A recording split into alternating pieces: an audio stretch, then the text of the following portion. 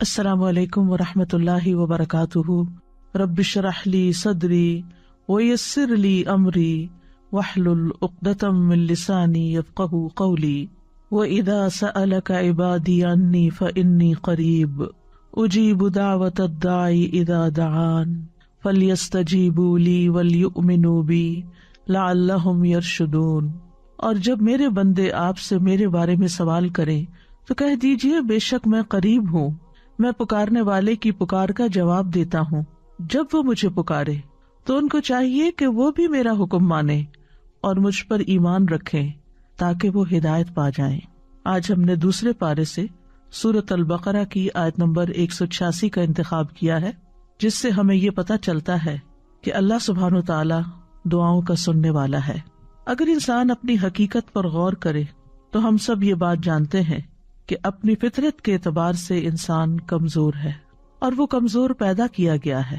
خلق الانسان ضعیفا، انسان کمزور پیدا کیا گیا ہے، اور کمزور کو ہمیشہ سہارے کی ضرورت ہوتی ہے۔ لہذا ہمارے دنیاوی اور دینی اور اخروی معاملات میں جہاں کہیں بھی ہمیں ضرورت ہو تو اللہ سے بہتر سہارا کون ہو سکتا ہے جو ہماری ان معاملات میں صحیح رہنمائی کرے، ہماری مشکلات کو آسان کرے، ہماری ضروریات کو پورا کرے۔ لہٰذا ہمیں اسی کی طرف رجوع کرنا چاہیے، اسی کو پکارنا چاہیے تاکہ ہمیں رہنمائی نصیب ہو۔ لعلہم یرشدون۔ انسان کوئی بھی ہو، امیر ہو، غریب ہو، بادشاہ ہو، فقیر ہو، مرد ہو، عورت ہو، بچہ ہو، بوڑھا ہو، جوان ہو، دنیا میں کتنے بھی کارنامے کر چکا ہو، لیکن وہ سب اللہ کے محتاج ہیں۔ اللہ سبحانہ وتعالیٰ فرماتے ہیں یا ایھا الناس انتم الفقراء الی اللہ واللہ هو الغنی الحمید۔ اے لوگو، تم سب اللہ کے محتاج ہو اور اللہ بے نیاز، غنی، تعریف والا ہے۔ لہٰذا ہم سب محتاج ہیں، ہم سب ضرورت مند ہیں، ہم سب اپنے رب کی عنایتوں اور نوازشوں اور رحمتوں کے منتظر ہیں۔ لہٰذا ہمیں اسی کی طرف رجوع کرنا ہے، چھوٹی مشکل ہو یا بڑی مشکل ہو، صحت کا مسئلہ ہو یا اولاد میں کوئی مسئلہ ہو، گھریلو ناچاکیاں ہوں یا جن جادو یا نظر کا معاملہ ہو، یا کسی بھی جسمانی تکلیف اور بیماری کا یا مالی پریشانی کا، کوئی بھی مسئلہ ہو، ہم سب کو اپنے رب ہی کی طرف رجوع کرنا چاہیے، اور ہمارا رب قریب ہے۔ اللہ تعالیٰ فرماتے ہیں وَإِذَا سَأَلَكَ عِبَادِي عَنِّي، اور جب آپ سے یعنی محمد صلی اللہ علیہ وسلم سے عبادی، میرے بندے، اللہ تعالیٰ محبت سے خطاب کر رہے ہیں بندوں کو جو ضرورت مند ہیں، جو کمزور ہیں، جو پریشان حال ہیں، ان کو اپنا بندہ بتا رہا ہے کہ یہ میرے بندے ہیں۔ جب میرے بندے آپ سے میرے بارے میں سوال کرے تو انہیں بتا دیجیے فإنی قریب، کہ میں تو قریب ہی ہوں، یعنی قریب اس اعتبار سے کہ ان کی دعا قبول کرتا ہوں اور ان کی دعا سنتا ہوں۔ اجیب دعوت الداعی، میں پکارنے والے کی پکار کا جواب دیتا ہوں۔ سبحان اللہ، یعنی جب بندہ اللہ کو پکارتا ہے تو اللہ جواب دیتا ہے، دعا قبول کرتا ہے۔ اگر اس دعا میں کوئی سوال ہوتا ہے، کوئی طلب ہوتی ہے تو میں ان کو عطا کرتا ہوں۔ اور پھر اذا دعانی، جب بھی وہ مجھے پکارے، دن کو پکارے، رات کو پکارے، صبح پکارے، شام کو پکارے، تکلیف کی حالت میں پکارے، خوشحالی میں پکارے، جب بھی پکارے، کیونکہ اللہ الحی القیوم ہے، زندہ ہے، قائم رکھنے والا ہے۔ لا تأخذہ سنۃ ولا نوم، نہ اس کو نیند آتی ہے، نہ اس کو اونگ، نہ وہ سوتا ہے، وہ اونگتا بھی نہیں ہے، وہ 24/7 اپنے بندوں کی نگہداشت کرتا ہے اور اپنے بندوں کو دیکھتا ہے اور اپنے بندوں کی دعائیں سنتا ہے۔ تو جب بھی وہ مجھے پکارے، لیکن اگر وہ چاہتے ہیں کہ ان کی دعائیں قبول کی جائیں تو پھر انہیں بھی کچھ کرنا ہوگا، اور وہ کیا؟ فَلْيَسْتَجِيبُوا لِي، کہ وہ بھی میرا حکم مانے۔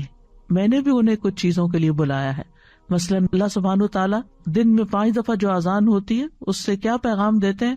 حی علی الصلاۃ، حی علی الفلاح، آؤ نماز کی طرف، آؤ کامیابی کی طرف۔ تو انہیں چاہیے کہ اسی طرح کی اور بھی جس طرح کے اللہ نے حکم دیے ہیں، جس میں اللہ نے بندوں کو پکارا ہے، انہیں چاہیے کہ وہ بھی اللہ کی بات پر لبیک کہیں اور اللہ تعالیٰ کے احکامات پر عمل کریں، اور جن چیزوں سے اللہ تعالیٰ بچنے کا حکم دیتا ہے ان سے بچیں، اللہ کی فرما برداری کریں، اس کی نافرمانی سے پرہیز کریں۔ وَلْيُؤْمِنُوا بِي، اور انہیں چاہیے کہ وہ اس بات پر ایمان لائیں کہ اگر وہ میری فرما برداری کریں گے تو میں انہیں ثواب دوں گا. انہیں اعتماد کرنا چاہیے، ان کا ایمان ہونا چاہیے، انہیں امید رکھنی چاہیے، انہیں میرے آگے عاجزی کرنی چاہیے. اگر وہ ایسا کریں گے تو میں ان کی دعا قبول کر لوں گا. لعلہم یرشدون، تاکہ وہ راہ پا جائیں، تاکہ انہیں ہدایت مل جائے. یعنی کس معاملے میں ہدایت؟ جس معاملے میں انہوں نے دعا کی، چاہے وہ دعائے عبادت ہو، دعائے سوال ہو، دعائے استخارہ ہو. جب بندہ اللہ سبحانہ وتعالیٰ کی شرائط کو پورا کر دیتا ہے تو پھر انسان حق کو پا لیتا ہے. اللہ تعالیٰ اس کو نیک عمل کی توفیق دیتے ہیں، اس کو وہ راہیں دکھا دیتے ہیں جن راہوں سے اس کے مسائل حل ہو جاتے ہیں. لہذا انسان کو ہر حال میں سچے دل سے، حضوری قلب کے ساتھ، مخلص ہو کر، یقین کے ساتھ، رغبت کے ساتھ، رہبت کے ساتھ، یعنی اس سے ڈرتے ہوئے اس سے آہوزاری کرنی چاہیے اور اس سے رہنمائی حاصل کرنی چاہیے. اور جسے دعا کرنے کی توفیق مل جائے تو گویا اس کے لیے قبولیت بھی ہو گئی. اللہ سبحانہ وتعالیٰ فرماتے ہیں وَقَالَ رَبُّكُمُ ادْعُونِي أَسْتَجِبْ لَكُمْ، تمہارا رب کہتا ہے کہ مجھے پکارو، میں تمہاری دعا قبول کروں گا. عبادت کا کوئی بھی جو عمل ہوتا ہے، خواہ روزہ ہو یا نماز ہو یا تلاوت قرآن ہو، ان سب کے کرنے سے ہماری روح اسٹرانگ ہوتی، یعنی ہماری اسپرچل سائڈ جو ہے اس کو اسٹرینتھ ملتی ہے. لہذا نماز کے بعد دعا قبول ہوتی ہے، قرآن کی قرات کے بعد دعا قبول ہوتی ہے. اور سب سے زیادہ قریب تو انسان سجدے کی حالت میں ہوتا ہے، اور جب سجدے کی حالت میں ہوتا ہے تو دعا کرتا ہے تو وہ دعا اور بھی زیادہ قبول ہوتی ہے. یعنی انسان دل کے ساتھ اور عاجزی کے ساتھ اور سجدے میں پڑھ کے اللہ کے قریب ہوتا ہے. تو جب انسان دعا کرتا ہے تو اللہ تعالیٰ قریب ہے، انسان اللہ کو پکارتا ہے تو اللہ اس کے قریب ہوتا ہے، اور سجدے میں اور زیادہ قریب ہوتا ہے تو قبولیت کے چانسز بھی اور زیادہ بڑھ جاتے ہیں. دنیا میں کوئی بھی اور ایسا نہیں، بڑے سے بڑا بادشاہ بھی، کہ جو بندوں کے حال سے واقف ہو، جس کے پاس اتنے اختیارات ہوں، جس کے پاس اتنی قابلیت ہو، اتنا کچھ ہو کہ وہ بندوں کی ساری ضروریات پوری کر سکے، وہ تو اپنی تکلیف بھی دور کرنے پہ قادر نہیں ہوتے. اللہ کو دنیاوی بادشاہوں سے مثال نہیں دی جا سکتی. وَلِلَّهِ الْمَثَلُ الْأَعْلَى، کیونکہ حقیقی بادشاہ تو اللہ ہی ہے، باقی خواہ کوئی بادشاہ ہو یا فقیر ہو، وہ سب اس کے بندے ہیں.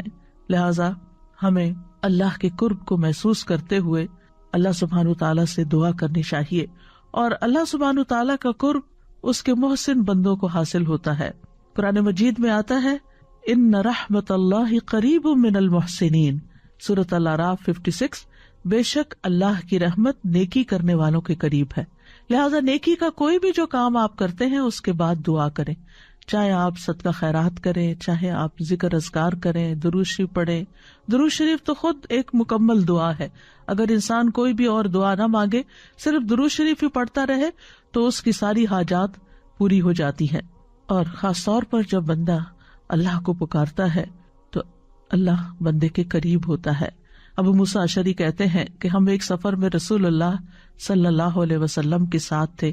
جب ہم کسی وادی میں اترتے تو لا الہ الا اللہ اور اللہ اکبر کہتے اور ہماری آوازیں بلند ہو جاتی تو نبی صلی اللہ علیہ وسلم نے فرمایا، اے لوگو اپنی جانوں پر رحم کرو، کیونکہ تم کسی بہرے یا غائب کو نہیں پکار رہے، وہ تو تمہارے ساتھ ہی ہے، بے شک وہ سننے والا اور تم سے بہت قریب ہے.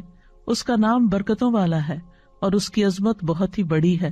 لہٰذا ایسے رب کو پکار کر کبھی کوئی مایوس ہو سکتا ہے. زکریا علیہ السلام نے کہا تھا کہ وَلَمْ أَكُنْ بِدُعَائِكَ رَبِّ شَقِيًّا، کہ تجھ سے دعا مانگ کے تو اے رب میں کبھی نامراد ہوا ہی نہیں، میری تو ساری ہی قبول ہوئی.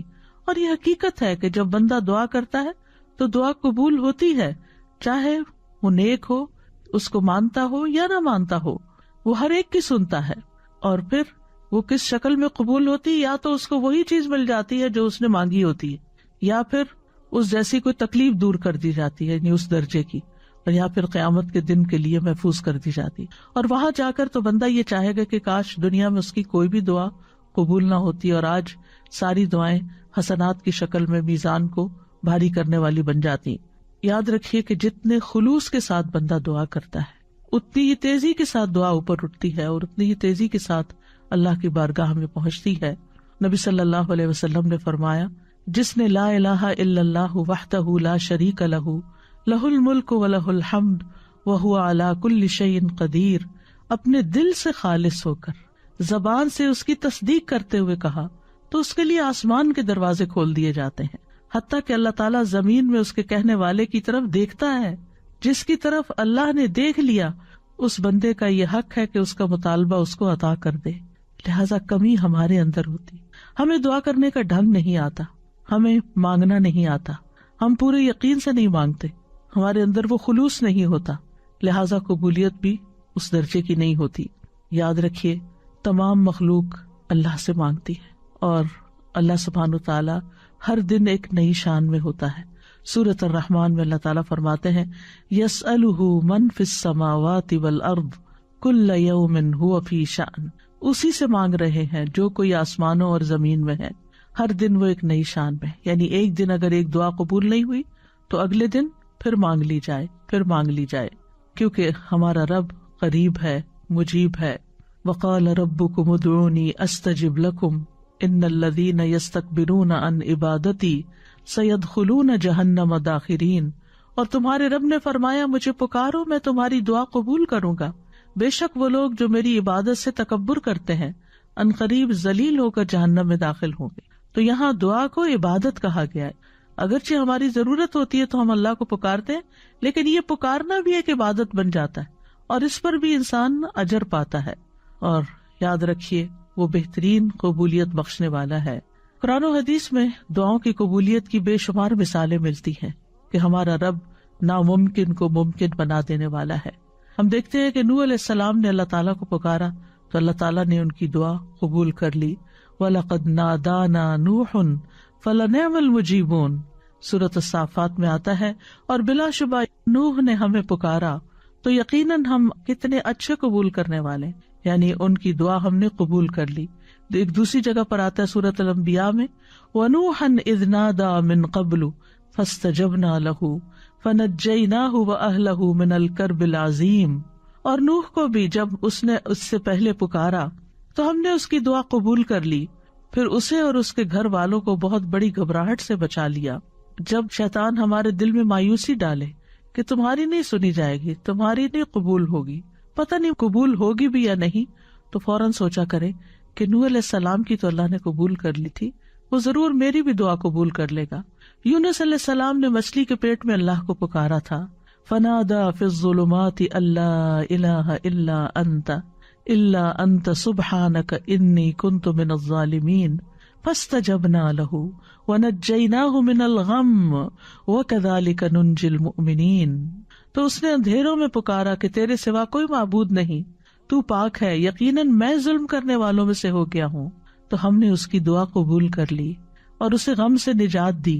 اور اسی طرح ہم ایمان والوں کو نجات دیتے، یعنی باقی ایمان والے بھی اگر یونس علیہ السلام کے نقش قدم پر چلتے ہوئے اللہ سے دعا کریں اور اپنے قصور کا اعتراف کریں تو اللہ تعالیٰ ضرور ان کی بھی سنے گا۔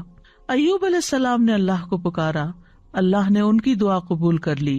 وَأَيُّوبَ إِذْ نَادَىٰ رَبَّهُ أَنِّي مَسَّنِيَ الضُّرُّ وَأَنْتَ أَرْحَمُ الرَّاحِمِينَ فَاسْتَجَبْنَا لَهُ فَكَشَفْنَا مَا بِهِ مِنْ ضُرٍّ وَآتَيْنَاهُ أَهْلَهُ وَمِثْلَهُمْ مَعَهُمْ رَحْمَةً مِّنْ عِنْدِنَا وَذِكْرَىٰ لِلْعَابِدِينَ، اور ایوب جب اس نے اپنے رب کو پکارا کہ بے شک مجھے تکلیف پہنچی ہے اور تو رحم کرنے والوں میں سب سے زیادہ رحم کرنے والا ہے، تو ہم نے اس کی دعا قبول کر لی۔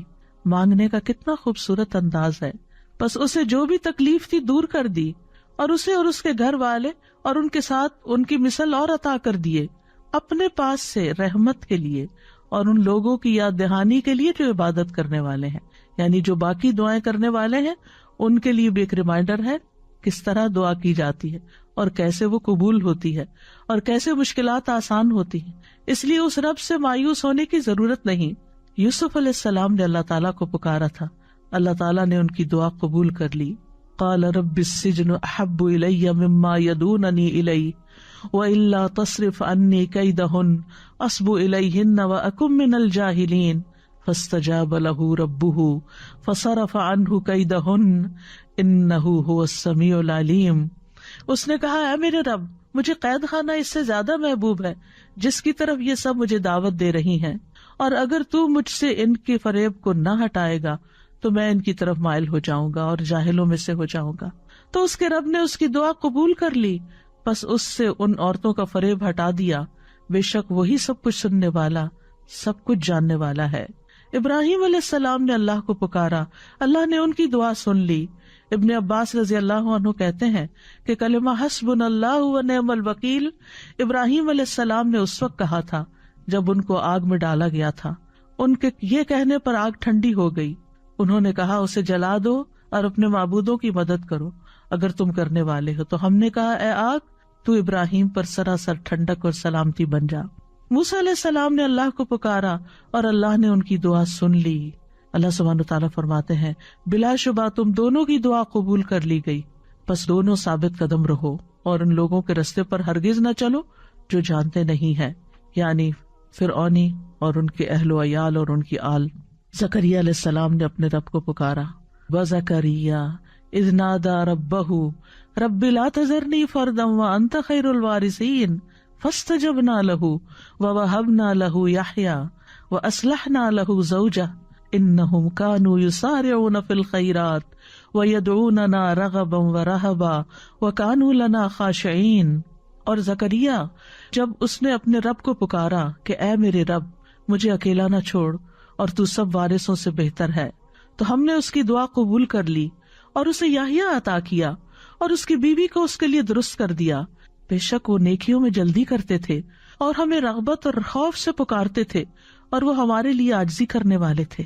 تو اس سے کیا پتہ چل رہا ہے کہ اگر ہم چاہتے ہیں کہ ہماری دعائیں قبول ہوں تو پھر ہمیں نیکیوں میں جلدی کرنی ہوگی، نیکی کے کاموں میں آگے بڑھنا ہوگا اور ہر حال میں رب کو پکارتے چلے جانا ہوگا، رغبت سے بھی اور خوف سے بھی، یعنی اللہ سے امید رکھتے ہوئے بھی اور اس سے ڈرتے ہوئے بھی۔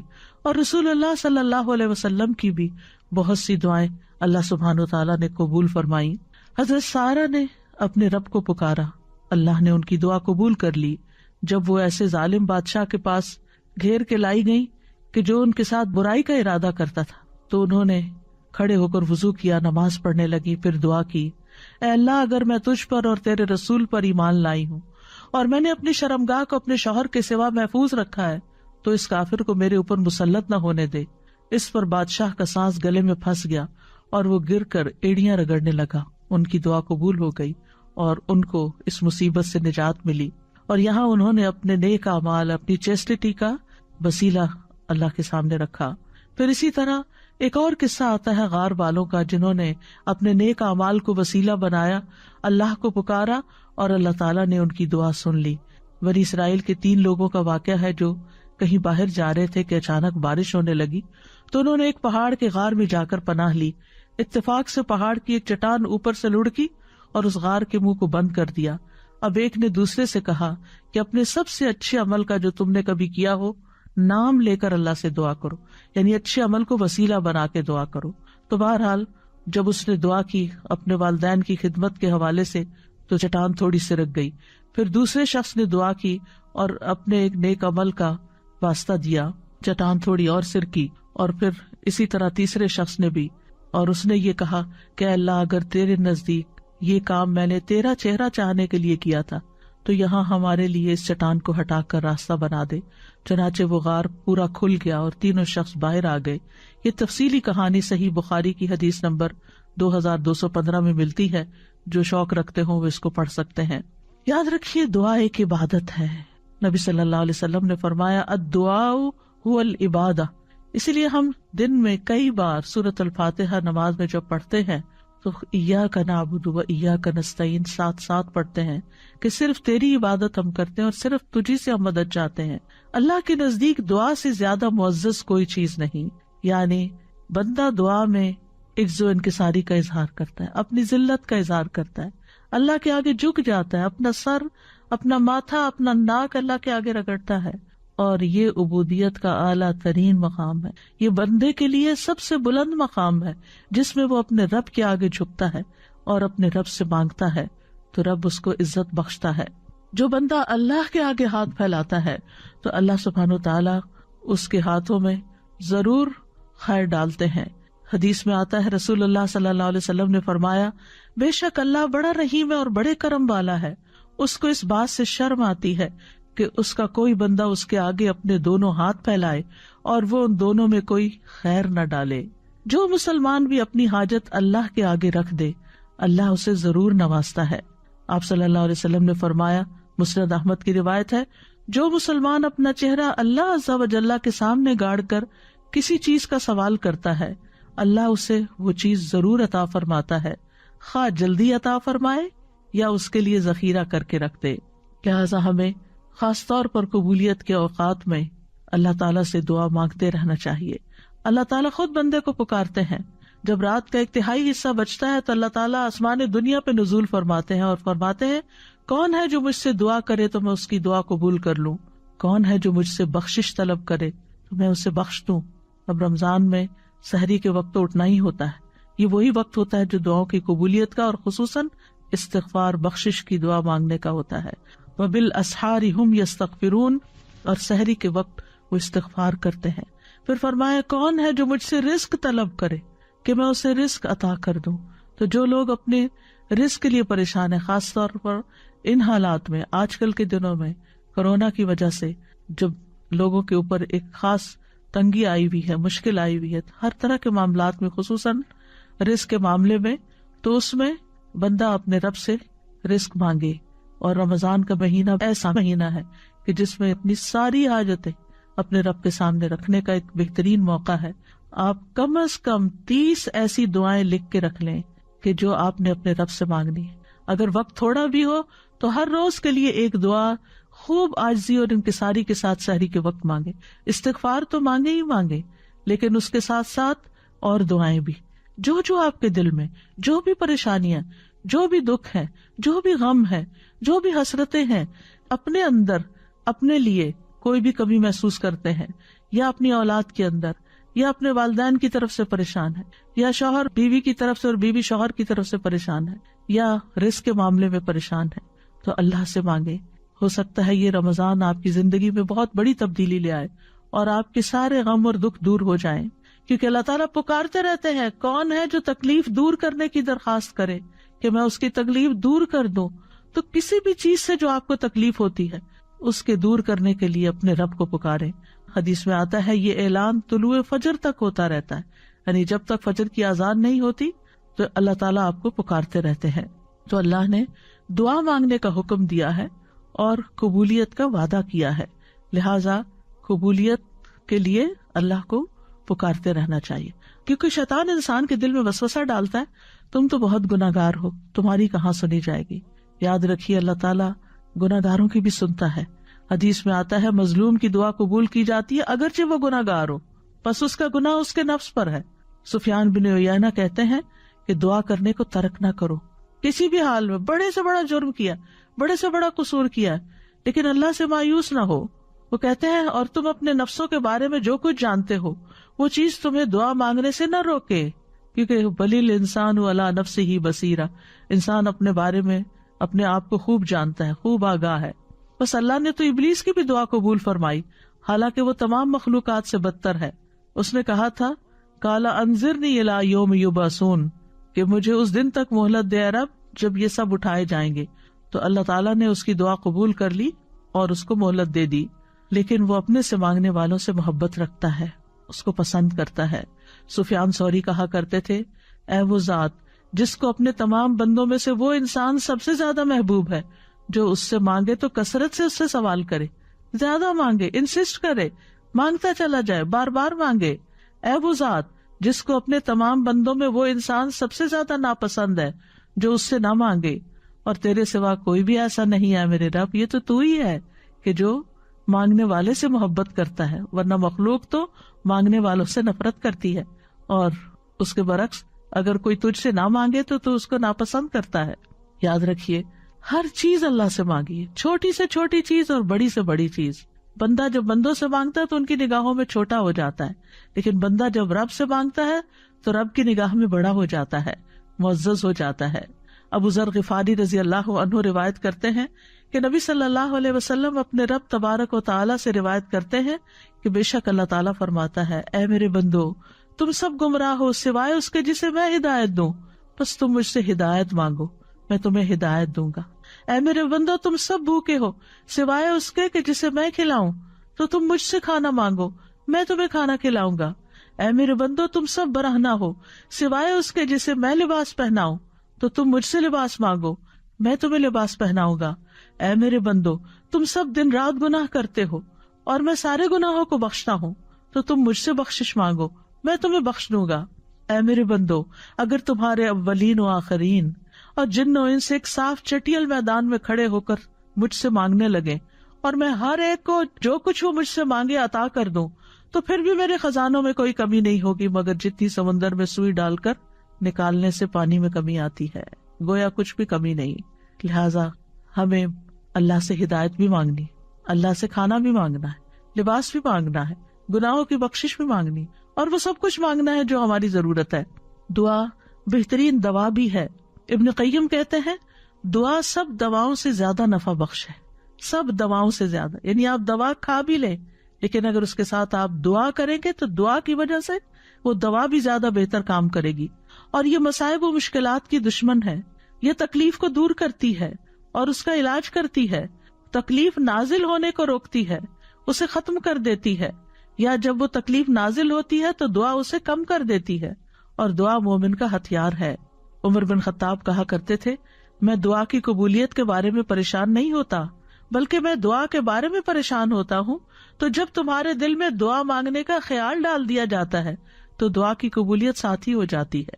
کیونکہ بعض اوقات ہم کسی معاملے میں اریٹیٹ ہو رہے ہوتے ہیں، تنگ ہو رہے ہوتے ہیں، پریشان ہو رہے ہوتے ہیں، رو رہے ہوتے ہیں، دل میں بدگمانیاں لوگوں کے بارے میں لا رہے ہوتے ہیں، لوگوں کے گلے شکوے، نہیں، ان سارے مواقع پر جلنے کڑنے کی بجائے، پریشان ہونے کی بجائے فوراً اللہ سے مانگنا شروع کر دیں، فوراً اللہ کی طرف رجوع کریں۔ اللہ تعالیٰ ایسی کیفیات ہمارے اوپر لاتے اس لیے تاکہ ہم اس کی طرف رجوع کریں، کیونکہ ہم خوشحالی میں تو کم ہی یاد کرتے ہیں، لیکن افسوس یہ کہ ہم تو بدحالی میں بھی اللہ کو یاد کرنا بھول جاتے ہیں، بندوں سے توقع رکھتے ہیں لیکن بندے مایوس کرتے ہیں، اور انسان ہیں بھی کمزور، ہم سب محتاج ہیں اللہ کے، دینے والا تو وہی ہے، لہٰذا اس سے مانگے، وہ اللہ اپنے بندوں کے دل میں آپ کی مدد کا خیال ڈال دے گا۔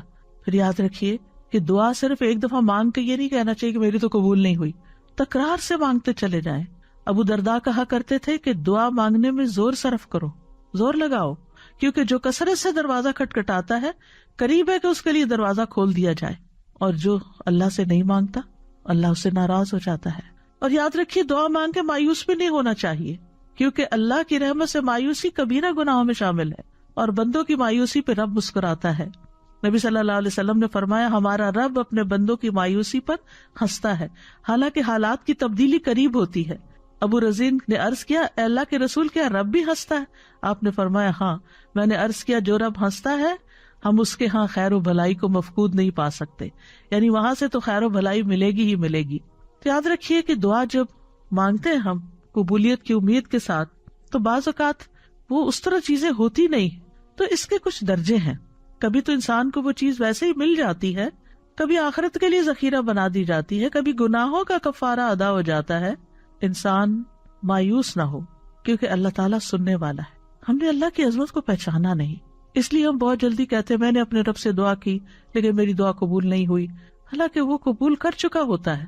بعض اوقات ہم کوئی چیز مانگ رہے ہوتے ہیں لیکن اس سے زیادہ ہمیں اس بلا سے بچنے کی ضرورت ہوتی ہے جو راستے میں آ رہی ہوتی، تو جب بندہ دعا کرتا ہے تو بلا واپس چلی جاتی ہے۔ دعا جو ہے وہ قضا کو بھی بدل دیتی، تقدیر کو بھی بدل دیتی ہے، قضا کو بھی رد کر دیتی۔ ایک مصیبت آنے والی ہوتی، ایک آفت آپ کے راستے میں ہوتی ہے کہ اتنے میں آپ کسی اور چیز کے لیے دعا کرنا شروع کر دیتے، تو آپ کا رب آپ کو وہ چیز دینے کی بجائے آپ کی وہ آنے والی مصیبت ٹال دیتا ہے۔ لیکن کبھی جیسے انسان مانگتا ہے ویسے ہی مل بھی جاتا ہے۔ جیسے ابراہیم علیہ السلام نے ایک بیٹے کی دعا مانگی تھی، صرف بیٹے کی نہیں، رب ہب لی من الصالحین فبشرناہ بغلام حلیم، تو اللہ نے ان کو ایک بردبار لڑکے کی بشارت دی، یعنی جس کے اندر بردباری ہو، واقعی نیکی کے راستے پر اس کے لیے چلنا آسان ہوتا ہے، اور کبھی مانگی ہوئی چیز سے بھی بہتر عطا کرتا ہے۔ عمران کی بیوی نے اللہ سبحانہ تعالیٰ سے نظر مانی کہ جو میرے پیٹ میں وہ آزاد ہوگا تو مجھ سے قبول فرما۔ تو جب اس نے بچے کو جنم دیا تو وہ بیٹی تھی، تو پریشان ہو گئی کہ شاید یہ میرے حق میں بہتر نہیں، اور اللہ زیادہ جاننے والا ہے جو اس نے جنا. قرآن مجید میں آتا ہے اور لڑکا لڑکی جیسا نہیں ہوتا، لہذا تم لڑکی کو معمولی چیز نہ سمجھو.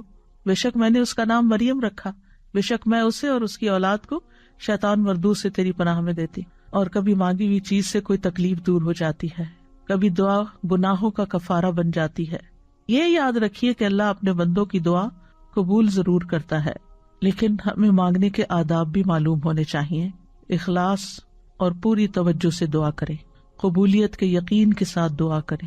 یوں نہیں کہنا چاہیے اللہ اگر تو چاہے تو میری بخشش کر دے، چاہے تو مجھ پہ رحم کر، چاہے تو مجھے روزی دے، بلکہ پختگی کے ساتھ سوال کرنا چاہیے، کیونکہ اللہ جو چاہتا ہے وہ کرتا ہے، اس پہ کوئی جبر کرنے والا نہیں ہے. پھر خشوع و خضوع اور عاجزی کے ساتھ دعا کرنی چاہیے، کیونکہ اللہ تعالیٰ غافل اور لہو و لعب میں مشغول دل کی دعا قبول نہیں کرتا. آج کل کے بعض اوقات ہم موبائل پہ میسیجز چیک کرتے رہتے ہیں اور ساتھ استغفر اللہ کہہ دیتے ہیں اور دل کہیں کا کہیں ہوتا ہے. ٹھیک ہے، زبان پہ کوئی نہ کوئی ذکر آپ جاری رکھیں، کوئی بھی کام کرتے ہوں، لیکن جو آپ کی حاجات ہیں، ضروریات ہیں، جو مانگنے کی چیزیں، ان کو دل لگا کے مانگے. قرآن مجید میں آتا ہے ادعوا ربکم تضرعا وخفیہ انہ لا یحب المعتدین. اپنے رب کو گڑ گڑا کر اور خفیہ طور پر پکارو، چپ کے دل میں، بے شک وہ حد سے بڑھنے والوں سے محبت نہیں کرتا. اور یہ بھی ایک حقیقت ہے کہ آپ نے کئی دفعہ اپنی زندگی میں دیکھا ہوگا کہ ادھر آپ کے دل میں کسی چیز کا خیال آتا ہے، حسرت آتی ہے، آپ کو دل چاہتا ہے، اور ادھر سے وہ آپ کی خواہش پوری ہو جاتی ہے. تو یہ کس نے پوری کی؟ یہ کس کو پتا تھا کہ آپ کے دل میں کیا خیال اٹھا، کیا طلب پیدا ہوئی؟ یہ صرف رب کو پتا تھا. آپ نے تو ابھی مانگا بھی نہیں تھا، وہ تو دل کی سنتا ہے، جو دلوں کے خیالات ہیں ان کو بھی جانتا ہے. صرف آپ نے تمنا ہی ابھی کی تھی تو اللہ نے وہ بھی پوری کر دی.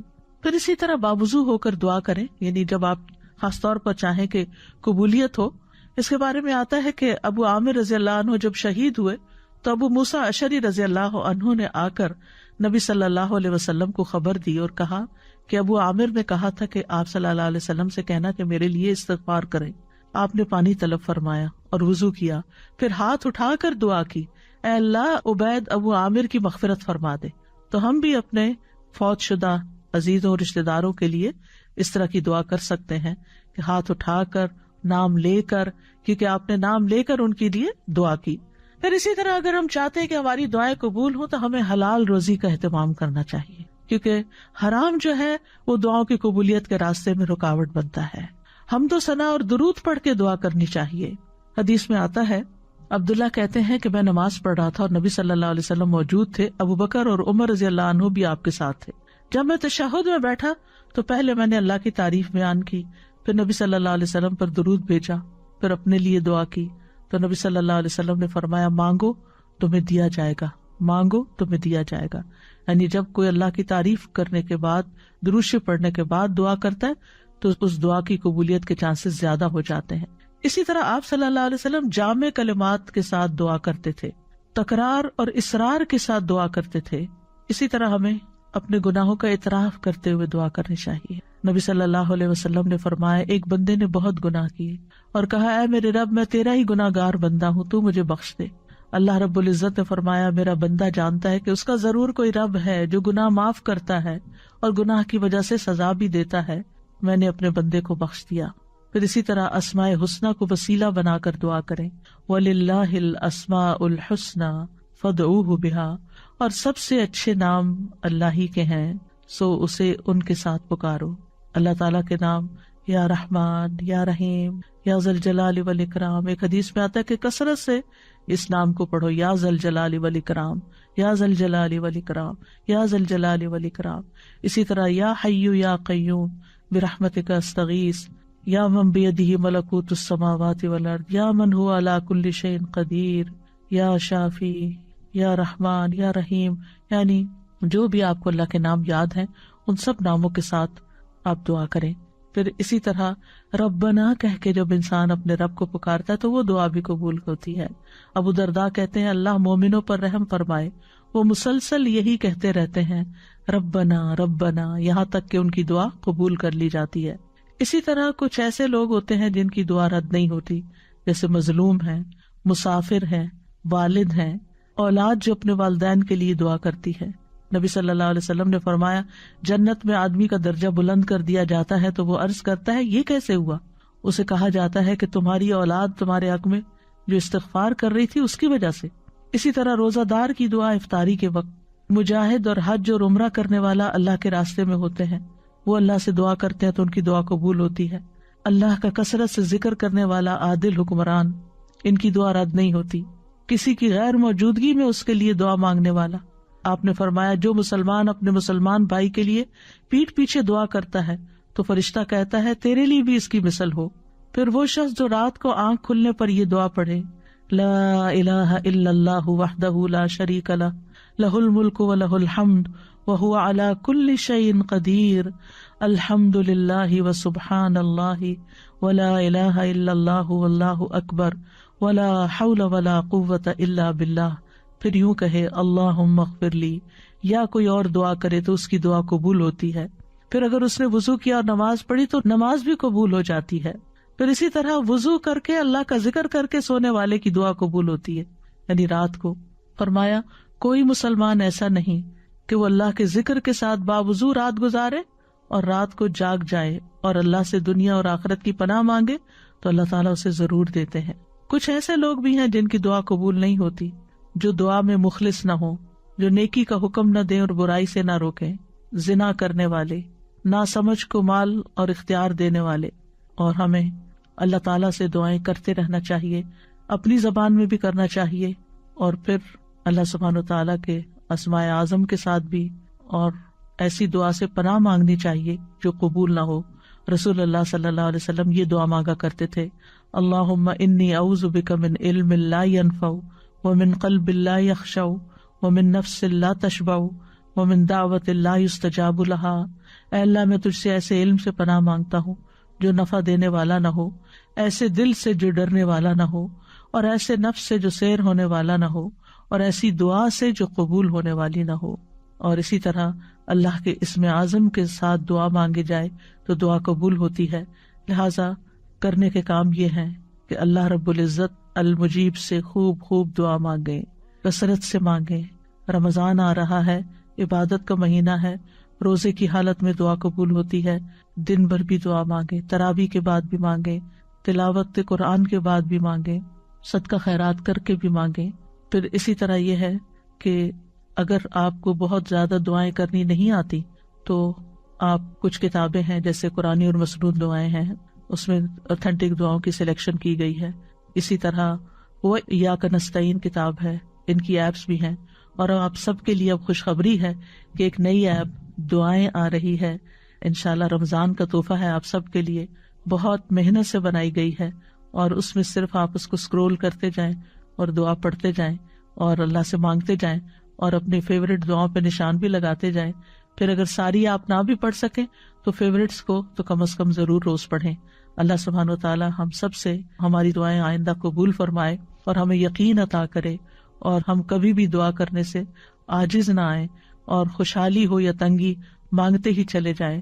قبولیت کے اوقات میں مانگنے کی کوشش کریں، اذان کے بعد، فرض نمازوں کے بعد، رات کے آخری پہر میں، جمعہ کے دن عصر کے بعد، ماہ رمضان میں، بارش کے وقت، اور خاص طور پر ایمان اور حسن خاتمہ کی۔